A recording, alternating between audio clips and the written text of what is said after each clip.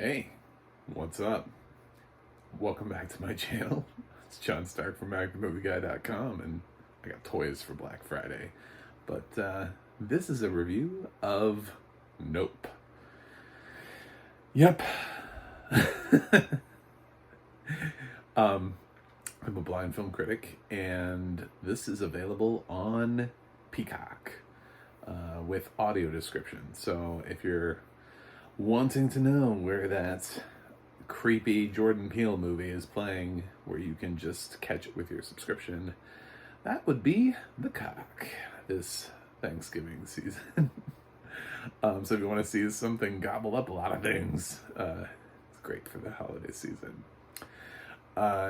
So Nope is one of those films that came out many moons ago, and it was a huge hit, so it made it a little hard for me to not know what the hell was in Nope. People kind of ruined it. I think the film is slightly overhyped because of the fact that everybody was like, oh, it does for the air what Jaws did for the water. And I'm like, now that I've seen it, I'm like, no, it doesn't. Stop. I mean, it's perfectly fine, but it's popcorn. It's a popcorn film. If you like Independence Day, you will like Nope. It's one of those films where it's just like, but no, I'm sorry, but what Steven Spielberg did with Jaws is not the same thing that Jordan Peele does with Nope. Those are not the same thing, and every critic who was like Jaws and Nope are the same thing should be like slapped, because they're not. But there is definitely something to be said here for what about Nope can I talk about without spoiling it, because I don't want to spoil it, because in case for some reason it hasn't been spoiled for you, this film is all about spoilers. So don't let it be spoiled for you, because then it kind of does lessen the impact of, oh, okay. But the film does take place, and it stars Daniel Kaluuya, Keke Palmer, Stephen Ewan. Those are kind of the big players. It's got some other people in here, but I would say of the big names, those are probably the big three stars. So, and Kaluuya and Palmer play siblings who run this horse training for Hollywood films studio. They claim to be the descendants of the very first stuntman.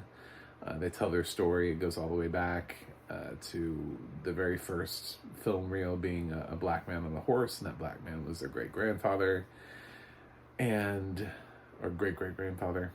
And they're still in the business today, so as Keke Palmer says, we got skin in the game. Yeah. And then there's this other character played by Stephen Ewan, who is a former child star. And I think I can talk about it because it has no relevance to the actual movie, and that's kind of one of the things I want to talk about. They bring up the fact that he was on a sitcom where a monkey was a co-star, and the monkey kind of went nuts and like murdered everybody but him on set, and just like attacked everybody and was like ripping people's faces off and stuff. And it's kind of shown. It's shown like interspersed throughout. There are some scenes, and it's described. I don't know how much of it is actually shown for visual audiences, how gory this is. I would just say it's a PG-13 movie, so I don't know. But then again, we've always been way more lenient in terms of having violence in films versus having sex or profanity. So it's possible people's faces are ripped totally off, I mean, just like hanging there. And the MPA board was like, and PG-13, cool, 13-year-olds are good for this. But yeah, that's sort of his backstory, and now he runs this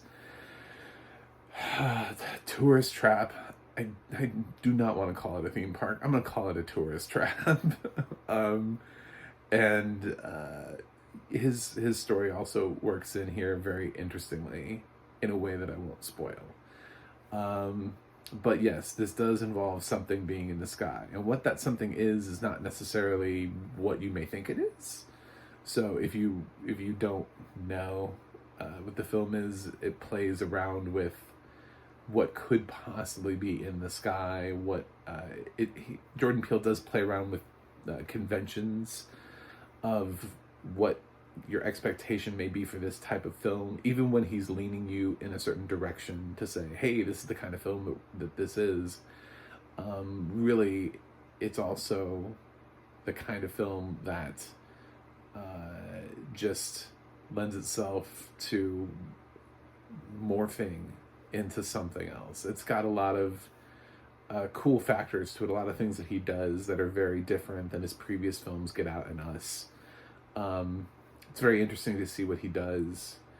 The social commentary here, I think, is just by bringing, I would say, black talent into an area where you wouldn't necessarily expect them to be. Horse trainers and Keke Palmer with her whole background as to how long they've been there as stunt workers. I think that's where he's going with that side of it. And because Jordan Peele is very much always interjecting social commentary into projects that he's involved with. Whether it be Get Out, which is obviously social commentary, or Us, or even films that he's produced, like Candyman, where he's got a lot of stuff in there with, cops, and there's a whole scene towards the end of the film for Candyman that, I think is very much Jordan Peele was like, oh, we're putting this in here. Gwendolyn Wild talks about private prisons. So, yeah, he's always got something that he wants to put in, which is never a bad thing. I don't mind when you use your film to also tackle a serious subject and you make sure to do it in a different way, and incorporate it into a film so it's interesting and it feels organic and everything. It's great. And Jordan Peele always does a great job of doing that. So this is not going to win in the Oscars. I think it's just a popcorn flick, and I think a lot of people are gonna see it as that. It doesn't mean that it's a bad film. It just means some people have tried to position this just because Get Out was nominated. They're trying to be like, ooh, this could be Jordan Peele's return, and it made a ton of money. It's not going to be Jordan Peele's return. It's just not going to be at the Oscars this year. I maybe for visual effects. I don't see it getting nominated for anything else. So, and I don't even know what the visual effects look like, so I can't even predict that category. It's tough, but I if it was nominated for visual effects, it wouldn't surprise me. But a couple of things I didn't like. I didn't like Stephen Ewan's backstory. I didn't think it was necessary, and I did actually think it detracted from the film. It has no relevance to anything in the plot, and even when you're like, well, it has relevance to his character, I would argue his character is not the lead. This film is about Daniel Kaluuya and Keke Palmer's family. They open up with a scene between Daniel Kaluuya and his father. If anything, Daniel Kaluuya is the lead. Stephen Yeun is just a character that comes into the film later on. And arguably, the part that he plays in this film is rather insignificant by the time you get done with the film. Like, he's in the film and he has a decent amount of screen time. But as far as furthering the plot or advancing the plot, he kind of just serves a certain purpose. And then they kind of just move on. So, I wouldn't call him the most well-rounded character in the world, but he becomes well-rounded simply because of this one thing. He becomes defined by this one thing, and it kind of bleeds into his current story, but I think the film could have been exactly the same without that backstory. I don't think the film needed it. I don't think it was unnecessary. I just think it was unnecessary. And it's not because of the gratuitous violence or people being like, oh, I didn't need to see the monkey do that. I don't care. That had nothing to do with it. I felt like it was just a distraction from the character arcs of the characters themselves. So, um, yeah. So I wasn't a big fan of the use of that. That would be the only thing, if I had to say negatively, that I walked away from. I think it ended up pulling away, and I think it ends up becoming a thing that people talk about more than they need to talk about. Like, it's the thing I'm talking about instead of talking about the actual film. Like, I don't have a problem with the way Peele addresses what's in the sky and plays around with that, and the action sequences centered around that, and the conventions that he plays around with that. But then there's this other thing that we have to talk about, and it's like, if that thing wasn't there, I think Nope would be a stronger film for it. So I really think that that's probably my biggest, my biggest problem with the film. Otherwise, we could probably have a lot of conversations about technology and what will and won't work, and how things do and don't, and because technology plays a big part in this film and the lack thereof. But that's stretching it a little bit. The film has excellent audio description, so it's just not scary. And I think that's probably the one thing that I would say is also, going into this, I was never scared at any point during Nope. The most intense sequence for me that I would say had absolutely nothing to do with what was in the sky. It wasn't one of those moments. It was just a different moment, was the one that I thought ended up working as the most intense. But I definitely did not think that this film was scary, and I don't think that the narration treated it as a scary film. I don't even think the film's composer treats it as a scary film. It's really interesting, because the way that traditional scary films have those big rises at certain moments of the film where you're like, and it's just like the sound gets really loud, and you're like, oh shit, that doesn't happen here.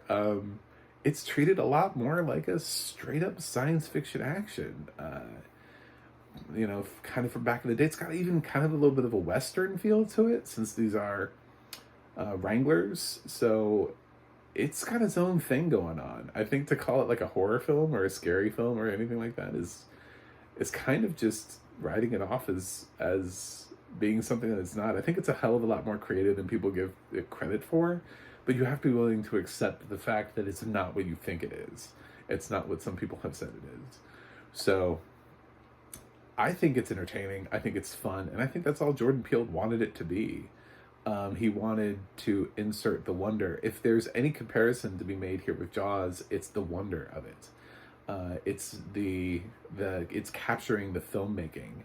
That first feeling that you get that Spielberg managed to get with several of his films, with Close Encounters of the Third Kind, with E.T., which we got even later on in other films. So it's just this sitting back and going, wow, 2001, Kubrick got it with 2001.